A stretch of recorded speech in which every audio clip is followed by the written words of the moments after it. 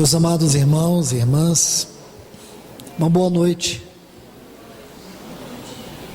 Vamos abrir as nossas Bíblias aqui no capítulo 18 do livro de Apocalipse. Vamos ler os versículos 1 e 2. Depois disso, ouvi outro anjo descer do céu com grande poder, e a terra foi iluminada com seu resplendor. E clamou com voz potente, dizendo: caiu a grande Babilônia, e se tornou habitação de demônios, e guarida de todo espírito imundo, e albergue de toda ave imunda e detestável. Vamos agora, por favor, capítulo 14, versículo 8. Outro anjo o seguiu dizendo: caiu a Babilônia, a grande, porque deu de beber a todas as nações do vinho do furor da sua prostituição. Vamos orar. Amado, eterno e poderoso Pai, em nome de Jesus nós te agradecemos por mais uma vez nos reunir em teu nome, por nos trazer a este lugar para aqui falar aos nossos corações. Senhor, nós te pedimos, vem nos ajudar a ver aquilo que o Senhor quer realmente nos mostrar, a ouvir tudo aquilo que o Senhor deseja nos falar, e andar por onde o Senhor quer que nós andemos. Então vem nos guiar, ó bom pastor, vem nos conduzir com a tua voz que é espada, a tua voz que é vara, a tua voz que é cajado, a tua voz que é luz. Vem com a tua voz, porque nós necessitamos tanto, nesse tempo de profunda confusão e trevas espirituais, ser conduzidos pela verdade. Então nós te pedimos em nome de Jesus, fala-nos mais uma vez, em nome de Jesus, amém. Meus irmãos, amados em Cristo, vamos, com a ajuda do Senhor, ver esses textos que nós acabamos de ler, tanto no capítulo 14 de Apocalipse, como no capítulo 18. Aqui nós temos essa declaração: caiu a grande Babilônia. No versículo 8 do capítulo 14, versículo 8 de Apocalipse, nós temos a mesma declaração: caiu a grande Babilônia. Temos visto até aqui, irmãos, o que espiritualmente significa esta palavra Babilônia. Desde que estudamos o capítulo 11 do livro de Gênesis, e aí percorrendo vários capítulos da Bíblia, nós sabemos que esta expressão para Babilônia fala de uma entidade religiosa, espiritual, que tem como único propósito roubar a glória de Deus, ferir o seu caráter, ou ferir o caráter da sua obra. Babilônia é uma completa oposição a toda a obra de Deus. Porém, não só isso, temos que ver muito mais. E à medida que nós fomos lendo o capítulo 17, e é uma grandiosa profecia no livro de Apocalipse, nós vimos que esta cidade é a figura de uma meretriz, que também é uma figura do cristianismo prostituído.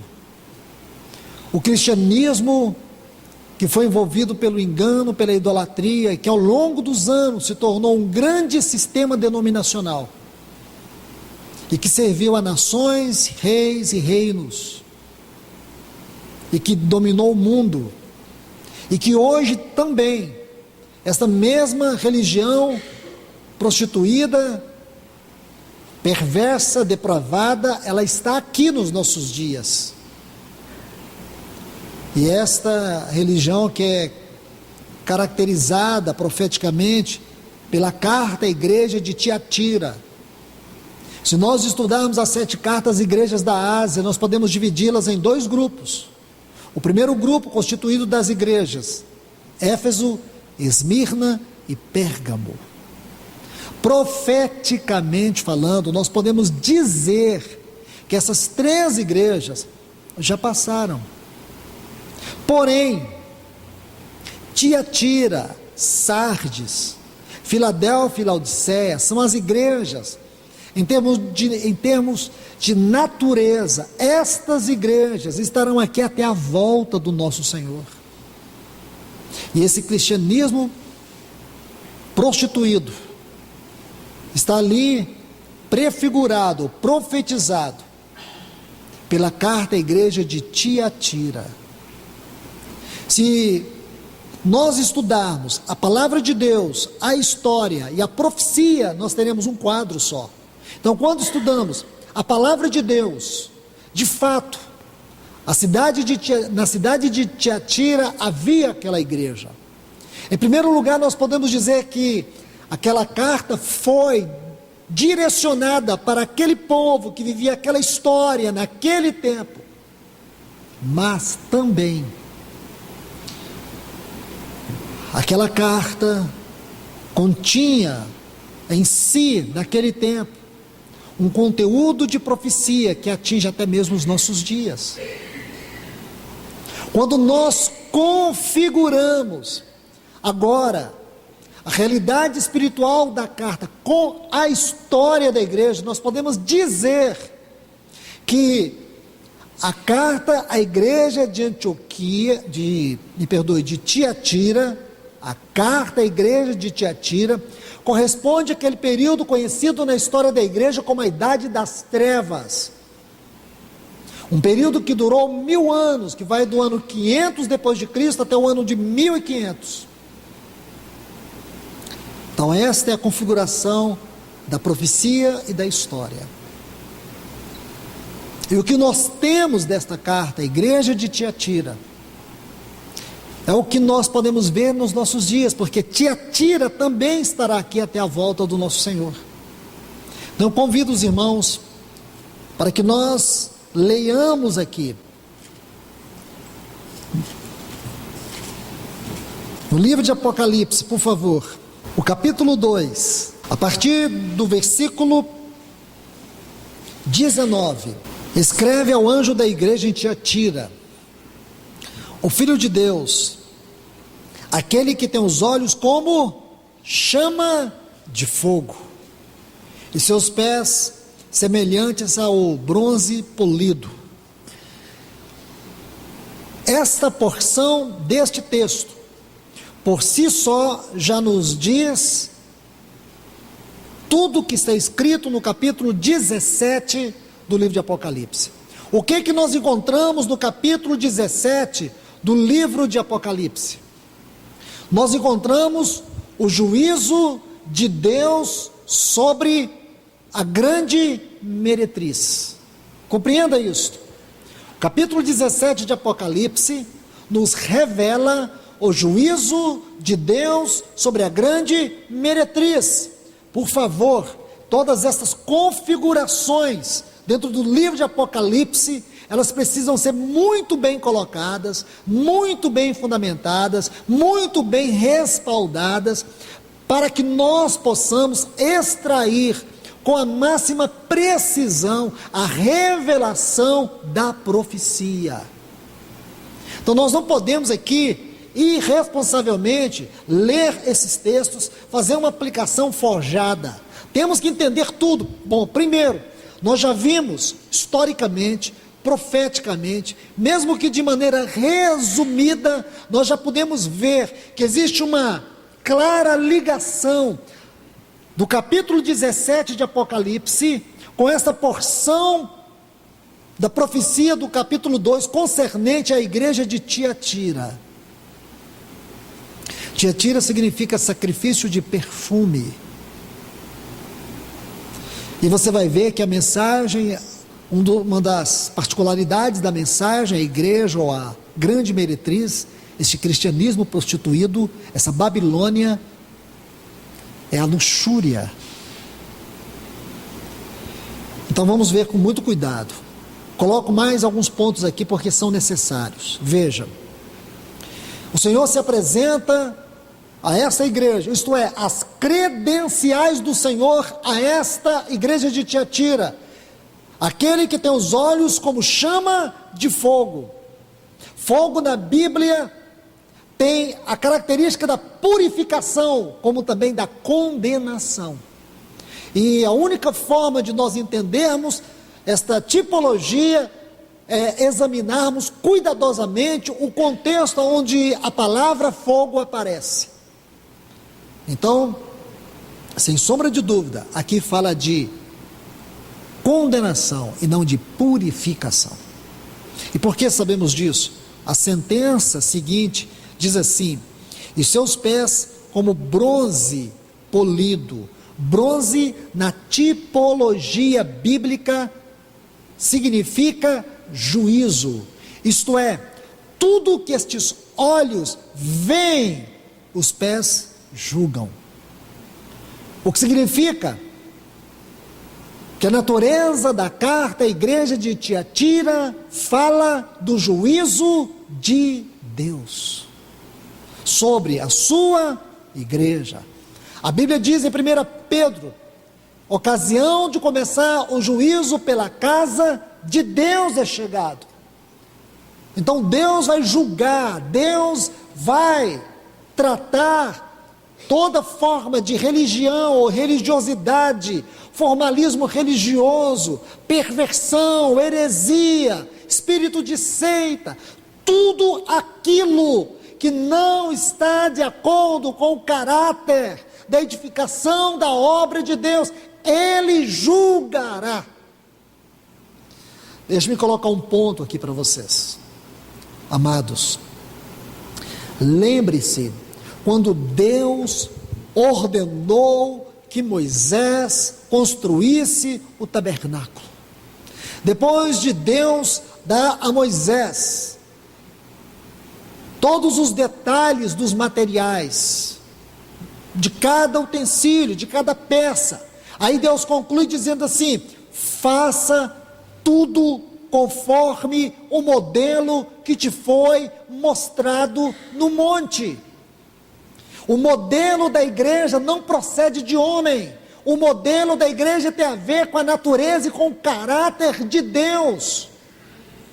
Igreja não é uma instituição e nem uma constituição de homem. Igreja é algo celestial. Igreja procede de Deus e é para a glória de Deus. Então, irmãos, irmãs, veja a seriedade de tudo isso. Agora, você segue lendo aqui esta carta à igreja de Tiatira. Eu conheço as tuas obras, o teu amor, fé, serviço, paciência. Capítulo 2 de Apocalipse e o versículo 19. Que toleras que esta mulher. Você sabe que o assunto nosso está no capítulo 17 e agora o capítulo 18 de Apocalipse. Estamos usando esses textos como um pano de fundo para fazer a configuração desta mulher do capítulo 17 com esta mulher do capítulo 2. Precisamente essa mulher aqui representada na igreja de Tiatira. Esta mulher, está vendo aí? Esta mulher, que toleras esta mulher. Quem é esta mulher? Jezabel. Se você quer entender sobre Jezabel, você precisa estudar o capítulo 16, o capítulo 17, o capítulo 18, 16 a 19 de 1 Reis. Ali você vai entender sobre essa mulher. Essa mulher era uma das rainhas dos sidônios. Esta mulher, ela tinha uma natureza satanista, ocultismo. Ela foi a esposa do rei de Israel, Acabe. Ela foi aquela que introduziu o paganismo, a idolatria, de maneira institucional em Israel. Israel não começou a adorar a demônios. Israel não começou a ter práticas idólatras a partir de Jezabel. Porém, na época de Jezabel foi institucionalizado. Veja a perversão dessa mulher, o que ela representa, o que ela descreve espiritualmente falando. Esta mulher, Jezabel, como rainha de Israel, ela perseguiu os profetas, ordenou a morte de muitos. Ela procurou banir a palavra de Deus de Israel.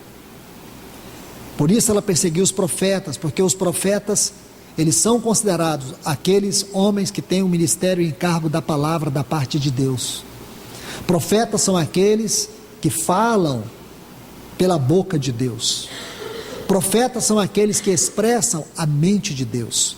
Profetas são aqueles que descortinam para nós os mistérios da vontade de Deus. E foi isso que essa mulher fez. Perseguiu o ministério profético. Até que um profeta ela não conseguiu, como muitos outros. Porém havia muitos acovardados, escondidos em cavernas. Havia muitos profetas amordaçados, escondidos. Mas um profeta, por mais frágil que fosse, impelido pelo Espírito de Deus, afrontou esse baalismo de Jezabel. E Deus pôde fazer uma grande obra através dele. Esse profeta é o profeta Elias. Então veja aqui, irmãos, a figura de Tiatira, a figura de Jezabel, esta mulher. Então nós encontramos aqui Jezabel, uma mulher caracterizada pela imoralidade, pelo espírito pervertido da religião, em todas as suas esferas, em todas as suas instâncias. E agora vemos uma exposição, podemos até dizer uma exposição doutrinária do caráter dessa mulher no capítulo 17 e 18 de Apocalipse, que é o nosso foco de estudo. Aqui nós estamos vendo uma ilustração, detalhes a mais, porque estamos falando de uma religião que tem procurado usurpar o lugar do povo de Deus na terra. Uma religião que tem procurado ocupar o verdadeiro lugar do povo de Deus e do seu testemunho na terra. Uma religião que está alienada dos céus e alinhada com os governos deste mundo. E o seu fim será debaixo do juízo de Deus, assim como as nações. Isso está no capítulo 19 do livro de Apocalipse. E aqui diz: mas tenho poucas coisas contra ti, algumas coisas contra ti, que toleras que essa mulher Jezabel, que se diz profetiza, ensine e seduza meus servos a fornicar e a comer coisa sacrificada aos ídolos. Então nessas declarações nós podemos ver que um ministério profético prostituído, misturado com fornicação, com idolatria. Irmãos, nós precisamos ver isso de maneira espiritual, porque nós não estamos falando de história, nós estamos falando dos nossos dias, porque nós estamos vivendo dias onde a palavra de Deus tem sido obsoleta e não absoluta, onde o ministério da palavra tem sido desprezado, e o grande objetivo de Satanás por detrás desse espírito religioso, seja por meio dessa grande meretriz, que nós já falamos quem é, e dessas meretrizes, das abominações que existem na terra, é diluir o caráter do ministério da palavra. Tenho dito repetidas vezes, nós vivemos a geração mais empobrecida do conhecimento espiritual. Estamos convivendo com uma geração analfabeta, espiritualmente falando. que não conhece a revelação, não conhece a palavra de Deus, uma geração de ignorantes, onde verdadeiros palhaços de púlpito têm assumido o lugar de profetas e conseguem enganar multidões com doutrinas de demônios, com doutrinas mentirosas, com ensinos superficiais, enquanto as pessoas estão em um estado espiritualmente miserável,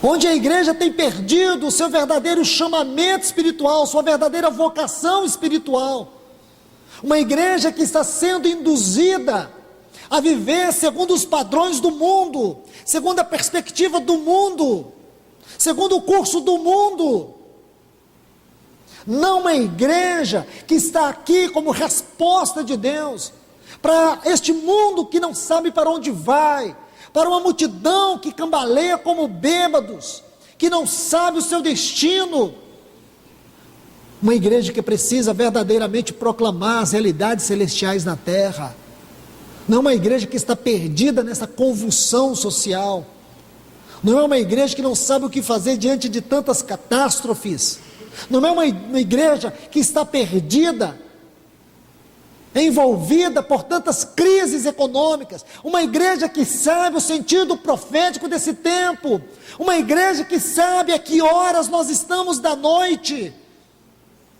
uma igreja que percebe todos os arranjos celestiais da volta do Senhor Jesus, e não uma igreja que está aqui sentada, folgada, como se nada estivesse acontecendo. Profetas que são verdadeiros bobos da corte, que falam o óbvio, que falam o que o povo quer ouvir, que falam aquilo que realmente provoca alegria, comodismo, frieza, apostasia. Irmãos, Deus precisa levantar, e Ele quer levantar, Ele anela levantar homens que oram, homens que tocam a palavra de Deus como vida, e não homens que ficam brincando em cima de púlpito, contando anedotas, distraindo o povo, homens que vivem pregando superficialidades, banalidades. O ministério da palavra é algo sério, irmãos. Muitas igrejas estão caídas porque elas têm desprezado o ministério da palavra. E aqui está, o papel de Jezabel foi se colocar como profeta, profetiza. É isso que descreve aqui nesta carta à igreja de Tiatira. Em que sentido nós podemos ver que, em primeiro lugar, ela tentou destruir o verdadeiro ministério profético. Mas não esqueça, irmãos, Deus não está acomodado no seu trono de glória, Deus não perdeu o controle do curso da história, Ele sustenta todas as coisas, Ele tem tudo em suas mãos, Ele não vai ficar calado. Se nós calarmos, Ele vai levantar pedras, mas o seu evangelho, o evangelho do reino, será pregado. Deixe-me mostrar isso para vocês, com um texto aqui em Mateus, que configura muito bem com essa situação que nós estamos vendo. Caiu a grande Babilônia. Este é o tema de hoje. E por que ela caiu? Vamos entender isto. Nós já tivemos um pouco de luz aqui em Tiatira. Se o Senhor permitir, ainda voltaremos para Tiatira, mas eu preciso colocar esse texto para vocês. Mateus capítulo 7, por favor. Vamos ler os versículos 24 a 28. Todo aquele, pois, que ouve minhas palavras e as coloca em prática, é comparado a um homem prudente que edificou sua casa sobre a rocha. Desceu a chuva e vieram as torrentes, sopraram os ventos, e investiram contra aquela casa, e ela não caiu, porque havia sido alicerçada sobre a rocha. Porém, todo aquele que ouve essas minhas palavras e não as coloca em prática, é comparado a um homem sensato, insensato. Esse homem insensato, ele é descrito em vários lugares, aqui no Evangelho de Mateus. Um deles está lá no capítulo 25, as virgens nécias. É a mesma palavra aqui, para insensatos. Se você pegar, irmãos, o mesmo quadro, as mesmas figuras, virgem, a figura da mulher, insensata, aqui está falando, tola. Aí diz assim: porém todo aquele que ouve essas minhas palavras, não as coloca em prática, é comparado a um homem insensato, que edificou sua casa sobre a areia. Desceu a chuva e vieram as torrentes, e sopraram os ventos, e deram com ímpeto contra aquela casa, e ela caiu, como aquela grande Babilônia, caiu, e foi grande a sua ruína. Foi grande a sua ruína. Lembre-se dos textos de Apocalipse. Apocalipse capítulo 14, versículo 8. Apocalipse capítulo 18. Veja o texto que nós acabamos de ler. Veja o versículo 2. Caiu, caiu. Foi grande a sua ruína. E por que que ela caiu? Por que que esta casa caiu? Casa é uma figura da igreja. A igreja ela é descrita como a casa de Deus. 1 Timóteo capítulo 3, versículo 14 a 15. Paulo chama a igreja casa de Deus, coluna e baluarte. Então a figura da casa é muito importante. Você vê aqui, irmãos, como é sério tudo isso. Por que caiu? Por que que esta casa caiu? Porque ela foi edificada sobre a areia. O que significa, espiritualmente falando, uma casa edificada sobre a areia? Uma casa que desprezou a palavra de Deus. Toda casa, toda igreja, todo povo, todo cristão que despreza a palavra de Deus, o seu final é uma ruína. Compreenda isso, irmãos. O ministério da palavra, o ministério da palavra é o ministério essencial para a edificação da igreja. Deus não edifica a sua igreja com louvor. Louvor não é ação, louvor é reação. E às vezes, você vê de maneira geral, os cristãos dão 1 hora, 2 horas para o louvor, e às vezes 30, 10, 15, 20 minutos para a palavra. No momento da palavra, você vê dispersão. No momento do louvor, você vê concentração. Alguma coisa tem que estar errada, irmãos. Porque se tem um momento que nós temos que ter extrema atenção, é no momento da palavra. E no momento do louvor, reverência. Reverência. Irmãos, o Senhor Jesus chegou na casa de Marta e Maria. Lucas capítulo 10, a partir do versículo 38. Diz que Marta o recebeu. Ela o recebeu. Ela preparou tudo para ele. Mesmo que resmungando, porque sua irmã, Maria, não estava ajudando ela. Maria estava aos pés do Senhor. O Senhor diz assim: Marta, Marta, você está estressada e mentalmente perturbada. Estou usando os vocábulos segundo o texto original grego. É assim que o Senhor diz para ela: você está estressada e mentalmente perturbada. Uma só coisa basta. Maria escolheu a melhor parte. O que ela escolheu? Ouvir as palavras do Senhor. Porque ouvir a palavra é essencial para a nossa edificação e para a nossa vida e saúde espiritual. Está errado em trabalhar para o Senhor? Não está errado. Não está errado nenhum serviço. Errado é quando o serviço é colocado à frente da palavra. Errado é quando nós somos zelosos em fazer algo para Deus, porém não temos a mesma disposição em ouvir sua palavra. Somos morosos para ouvir a palavra e zelosos para servir. Alguma coisa está errada, irmãos.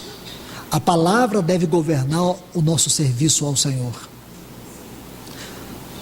Atos capítulo 2, versículo 42, diz assim: perseveravam na doutrina dos apóstolos, na comunhão, no partir do pão, nas orações, e em cada alma havia temor. Então você vai vendo aqui, a partir do versículo 43, então havia temor em cada alma, eles comiam juntos, com alegria e singeleza de coração, de casa em casa, partiam o pão,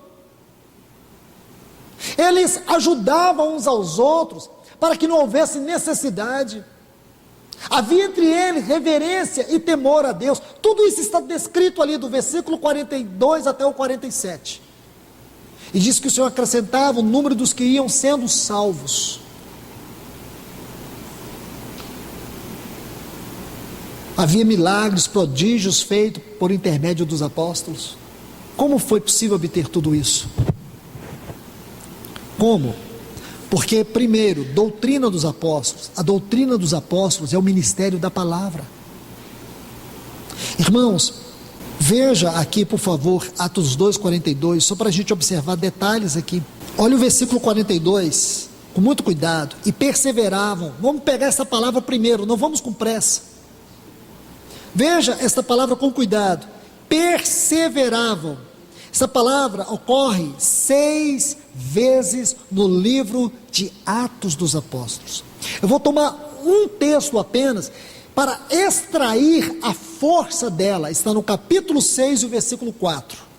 Atos 6, versículo 4. Veja o que diz: e nós nos dedicaremos assiduamente. Eu estou usando a Reina Valera, um texto mais próximo do original. Essa frase, dedicaremos assiduamente à oração e ao ministério da palavra. Sabe o que significa esta palavra perseveravam? Dedicar assiduamente. Eles dedicavam assiduamente a doutrina dos apóstolos. Olha, esta palavra doutrina também ocorre 6 vezes no livro de Atos dos Apóstolos. Vou buscar um texto, Atos 18, onde nós vamos extrair a força desta palavra doutrina, porque é didascália, é ensino, mas vamos buscar a força desta palavra segundo o texto original. Atos 18, 25 diz: e ele era instruído no caminho do Senhor, e sendo de espírito fervoroso falava. Agora olha a frase: ensinava diligentemente as coisas do Senhor. Veja, ensinava diligentemente. Esta frase, ensinava diligentemente, se você tiver uma ferramenta de pesquisa do texto original, você vai ver que aqui só fala uma palavra: didascália. Ensinava diligentemente. Irmãos, irmãs, é isso que a igreja necessita nesse tempo. Necessita justamente disso aqui que está descrito no capítulo 6, que haja uma dedicação assídua ao ministério da palavra, que haja esmero, que haja diligência na exposição da palavra, que haja perseverança no ministério da palavra. As ordens estabelecidas por Deus na sua palavra não podem ser mudadas. Em primeiro lugar, doutrina dos apóstolos. Só vamos ter a verdadeira comunhão, o verdadeiro partir do pão, a verdadeira reunião da mesa do Senhor. Só vamos ter um ambiente seguro de oração, seja pessoal, seja congregacional, se a palavra de Deus for a lâmpada para os nossos pés e a luz para os nossos caminhos. Se ela for a espada do Espírito Santo, viva e eficaz, penetrando no nosso coração, desvendando toda mentira, todo engano, se ela for a vara, se ela for o cajado, para nos disciplinar e para nos guiar a toda a verdade de Deus. A igreja precisa clamar com o seu rosto no chão e dizer: Senhor, dá-nos o ministério da palavra entre nós. Igreja não pode, comunidade nenhuma pode ficar dependendo do ministério externo da palavra. A realidade da vida da igreja já reivindica por si só a natureza, o exercício, o poder, a vida da palavra de Deus. Como dizer que somos igreja, mas não temos entre nós o ministério da palavra? Como uma comunidade pode crescer dependendo do ministério externo da palavra? Amém pelos obreiros, amém. Porém, irmãos, em primeiro lugar, o ministério da palavra numa esfera local da igreja deve ser a própria liberdade do Espírito Santo em constituir homens dons pelos quais ele revela a sua palavra e através deles ele transmite a sua palavra. E é justamente isto. Por que caiu? Por causa do desprezo à palavra. Então, se nós olharmos por todos esses textos aqui, vendo capítulo 18, capítulo 14 de Apocalipse, capítulo 14 e 18 de Apocalipse, onde diz, caiu a grande Babilônia. Agora nós estamos entendendo por que ela caiu. O capítulo 7 do livro de Mateus, a partir do versículo 24, vai nos dizer, de maneira muito clara, que o que leva à queda de uma igreja é o desprezo à palavra de Deus. E desprezar a palavra de Deus é edificar nossa vida sobre a areia, isto é não ter fundamento. O primeiro fundamento da vida prática da igreja de Atos dos Apóstolos, são 4 fundamentos: doutrina dos apóstolos, comunhão, partir do pão e as orações. O primeiro deles, a palavra, que é a doutrina, o ensino. Atos 5,42 diz que eles não cessavam de pregar e de ensinar que Jesus era o Cristo. Jesus, o Cristo. Jesus, sua pessoa. Cristo, referência à sua obra. Porque Cristo é uma palavra no Novo Testamento muito profunda. Quando Pedro disse, tu és o Cristo, Filho do Deus vivo, Jesus disse, Pedro, não é carne e sangue que te revelou, mas o meu Pai. Porque Cristo é uma questão de revelação e não de mera definição.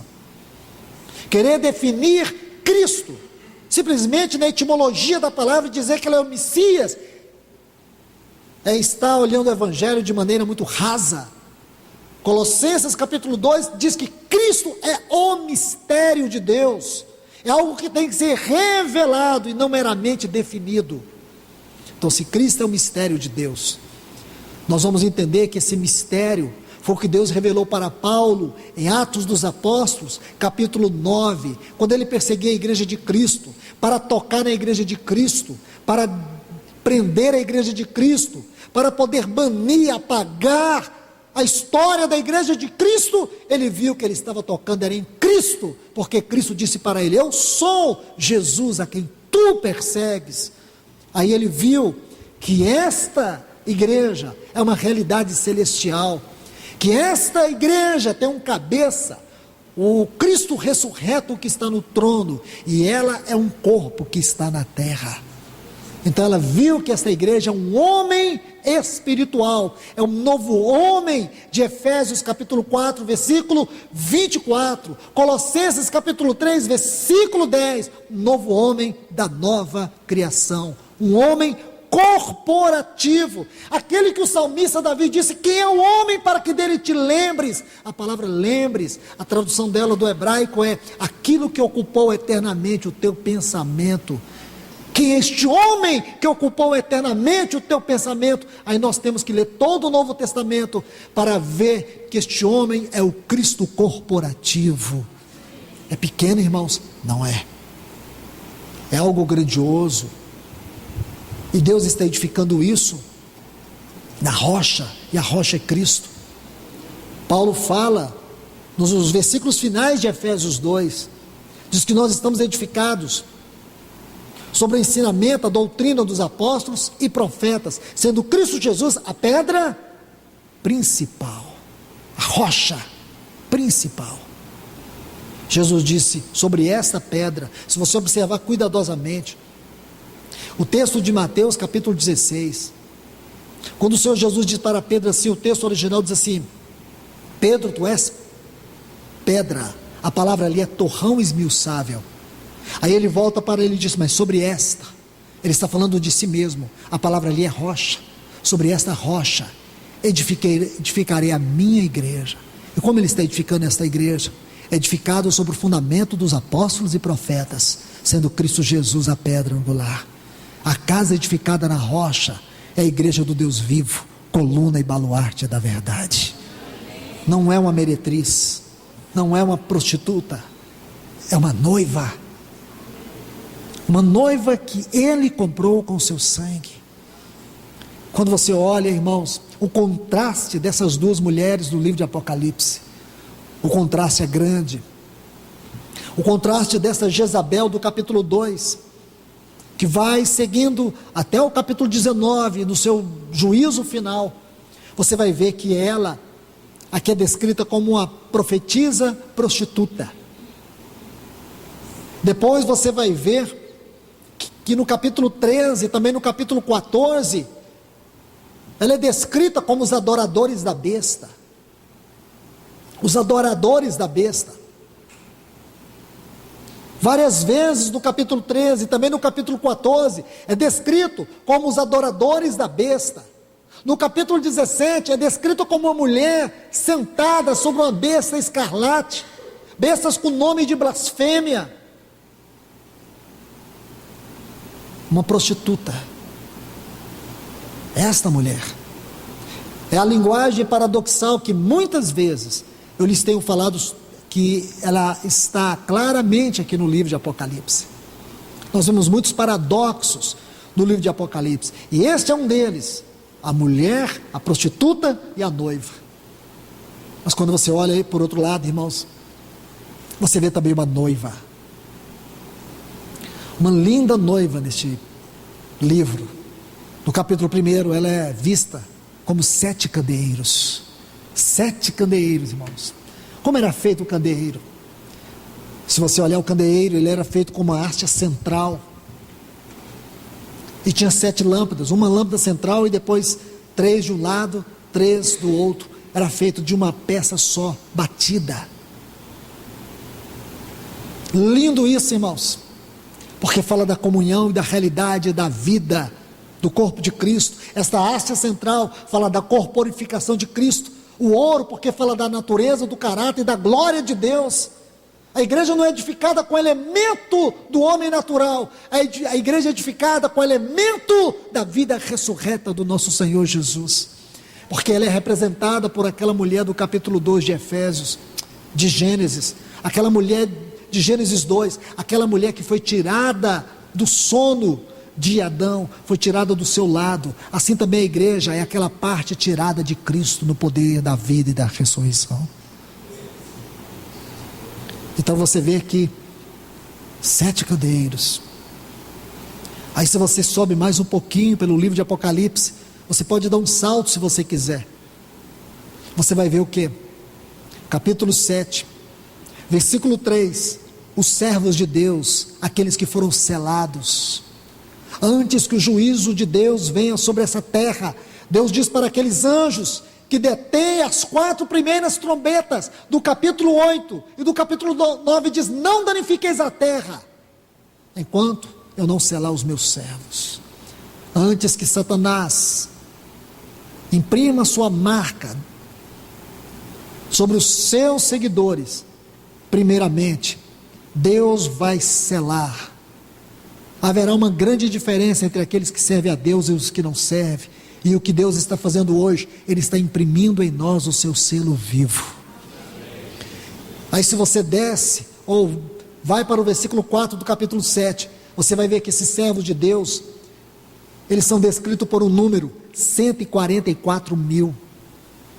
Não são 144 mil judeus, embora a figura ali é profética, fala das tribos de Israel, mas não pode ser as tribos de Israel, porque faltam 2 tribos, vocês sabem disso. Nós não temos ali naquela lista Efraim, não temos naquela lista Dan.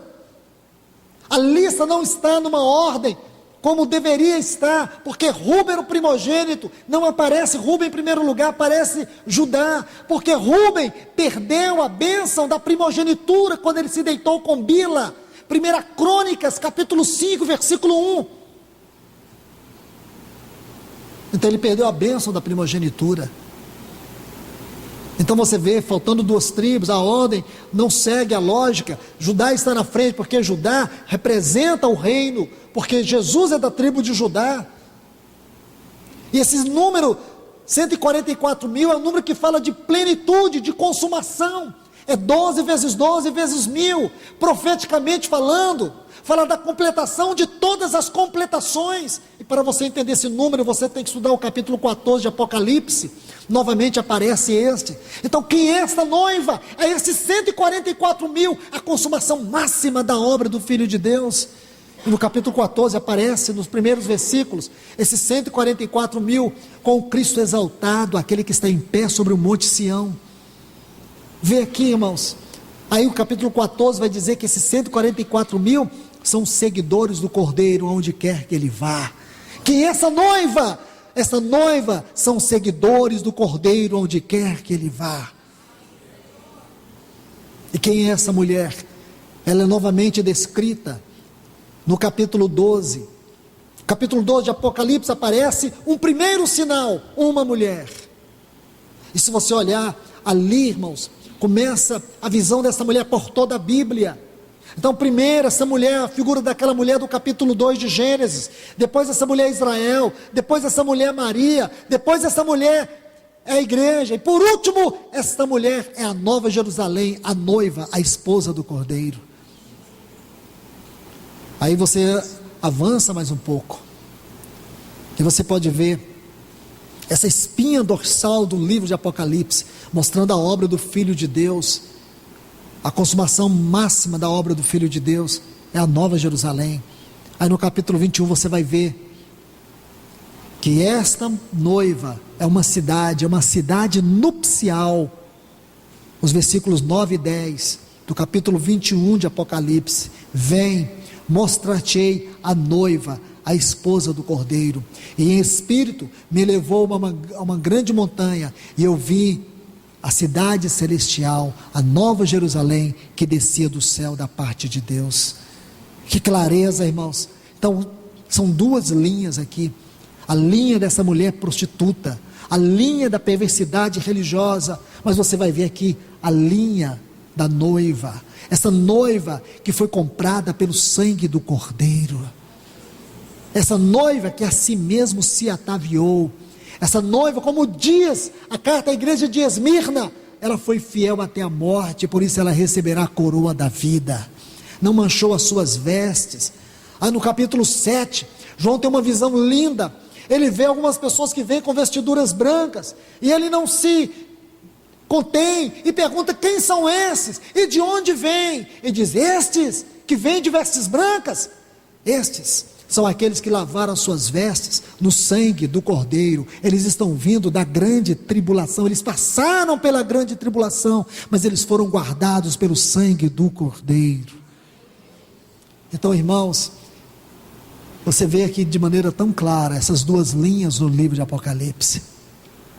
Que o Senhor continue nos falando, que o Senhor nos continue ajudando a ver como Ele está edificando a sua igreja nesse tempo, como Ele está edificando um povo especial, zeloso e de boas obras, como Ele tem nos dado a sua palavra para cortar, como Ele tem dado essa palavra para penetrar no nosso coração, para nos edificar, para nos limpar, para nos purificar, nos restaurar, nos libertar, nos curar. Ele tem nos dado a sua palavra para prevalecer contra nós, para nos guiar, para nos disciplinar.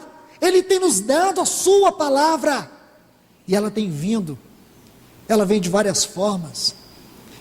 Ela está diante de nós como palavra escrita, ela vem a nós como uma palavra que ouvimos, e ela também é uma realidade espiritual que nós podemos tocar, e ela também é um poder espiritual que também nos toca. Mas Ele tem vindo a nós na sua palavra, Ele tem soprado, Ele tem falado, Ele tem iluminado, Ele tem se movido para que nós não percamos a sua palavra.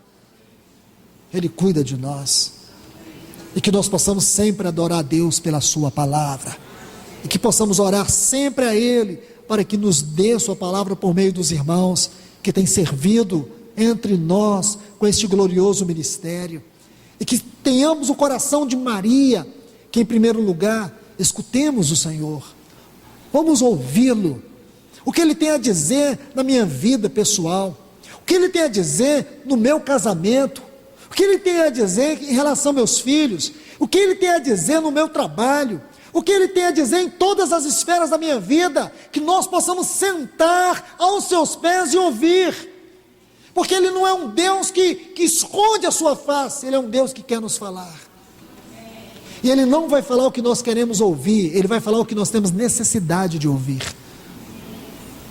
A palavra dEle não vem de encontro com a satisfação do nosso ego, a palavra dEle vem para quebrar o nosso ego, a palavra vem para nos confrontar, a palavra vem para nos esmiuçar, a palavra vem para prevalecer sobre nós, a palavra vem para consertar aquelas questões erradas na nossa vida, vem para nos mostrar o caminho certo, nos libertar, livrar do caminho errado. Ela vem como colírio para abrir os nossos olhos, para nos dar visão espiritual. Como precisamos dessa palavra, como precisamos da vida dela, porque quando Ele soprou sua palavra, o mundo todo existiu, e tudo passou a ser sustentado pelo poder da sua palavra. Essa palavra é o Logos de Deus, como palavra objetiva, mas é o Rema de Deus, como palavra subjetiva, e que Ele prevaleça sobre nós, e que Ele fale, e que nós venhamos perseverar na palavra. Que Deus nos abençoe, meus irmãos e irmãs. Pai, no nome do Teu Filho Jesus, obrigado mais uma vez, Senhor. Obrigado mais uma vez por nos falar a Tua palavra. Obrigado porque o Senhor ainda encontra um caminho aberto entre nós, para derramar a Tua voz. Fala-nos, Senhor, vem nos constranger com a Tua voz, edifica esta noiva para Ti, adorna ela com o Teu falar, trabalha a Tua vida e o Teu caráter nela, nos sustenta, edifica-nos sobre esta rocha.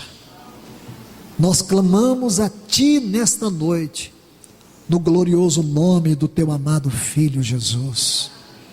Amém, Senhor.